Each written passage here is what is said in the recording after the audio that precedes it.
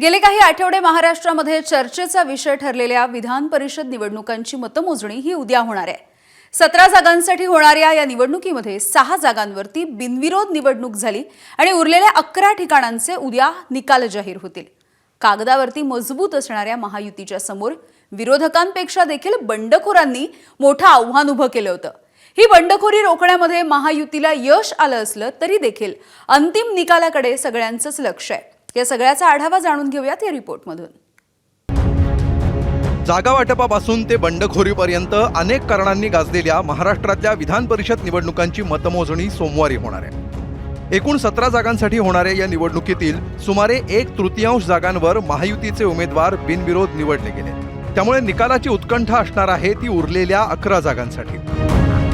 राज्यातल्या 17 पैकी 6 जागा बिनविरोध झाल्या।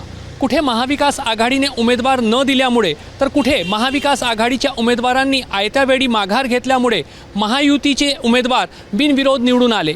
या 6 जागांपैकी अहिल्यानगर आणि चंद्रपुरात भाजपचे, ठाणे आणि यवतमाळमध्ये शिवसेनेचे, तर पुणे व रायगडमध्ये राष्ट्रवादी काँग्रेसचे उमेदवार बिनविरोध निवडून आले। युद्धजन्य परिस्थितीच्या पार्श्वभूमीवर ही निवडणूक बिनविरोध करण्याचं आवाहन भाजपकडून करण्यात आलं होतं। मात्र हे आवाहन फेटाळून लावत सर्व ठिकाणी निवडणूक लढवण्याचा इरादा महाविकास आघाडीकडून करण्यात आला होता। मात्र उमेदवारी मागे घेण्याच्या शेवटच्या दिवशी मवियाच्या एकूण 8 उमेदवारांनी स्वतःहून मैदान सोडल्यामुळे चांगलीच नाचक्की झाली। महायुतीकडे असलेलं संख्याबळ आणि मवियाकडून झालेली हाराकिरी या जोरावर भाजप नेते निर्विवाद विजयासाठी किती तयार आहेत हे सांगायला गिरीश महाजनांची ही प्रतिक्रिया पुरेशी आहे।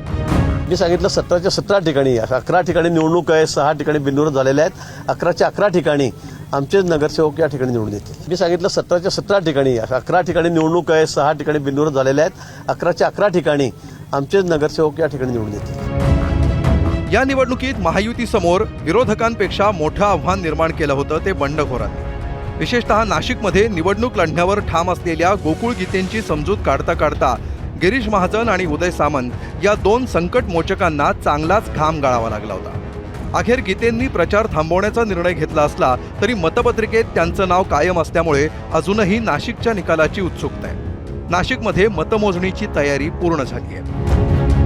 मतमोजणीची प्रक्रिया या हॉलमध्ये आपण करणार आहे। या जिल्हाधिकारी कार्यालयाच्या जो तल मंजिलवर जो असलेला या जो हॉल आहे त्या ठिकाणी मतमोजणी प्रक्रिया राहणार आहे। अगर आपण या बाजूला पाहिला तो या बाजूला आपले सगळे जो एजंट्स आहेत ते जो ग्रिल आहे त्याच्या मागच्या बाजूला राहणार आहे। प्रत्येक कॅन्डिडेटला एक एजंट, 4 टेबल असल्यामुळे 3 कॅन्डिडेट्स आहेत तर 12 लोकांना त्या ठिकाणी त्यांना बसण्याची सुविधा या पद्धतीत करण्यात येणार आहे। सो दॅट सगळे गोष्टी जो त्या टेबलमध्ये घडणार आहे त्याची CCTVच्या अंतर्गत ते कैद राहणार, जेणेकरून कुठल्याही प्रकारची तक्रारची आपण संधी या ठिकाणी देणार नाही। नाशिक पाठोपाठ सातारा, सांगली विधान परिषदेत काय निकाल लागणार याचीही उत्सुकता आहे। यापूर्वी झालेल्या जिल्हा परिषद निवडणुकीत भाजपनं आयत्यावेळी केलेल्या खेळीमुळे शिवसेनेला सत्ता गमवावी लागली होती।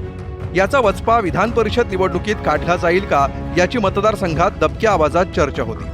ही नाराजी पूर्णपणे दूर करण्यात महायुतीच्या नेत्यांना यश आलंय का हे देखील उद्याच्या निकालानंतरच स्पष्ट होणार आहे।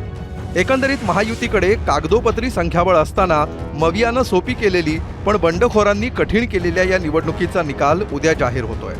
कागदावर दिसणारी सर्वच्या सर्व मतं पदरात पाडून घेण्यात महायुतीला यश येणार का आणि यातल्या किती मतांवर डल्ला मारण्यात बंडखोरांना यश मिळणार याचीच आता उत्सुकता असणार आहे। नाशिकहून मुकुल कुलकर्णीसह ब्युरो रिपोर्ट, ABP माझा।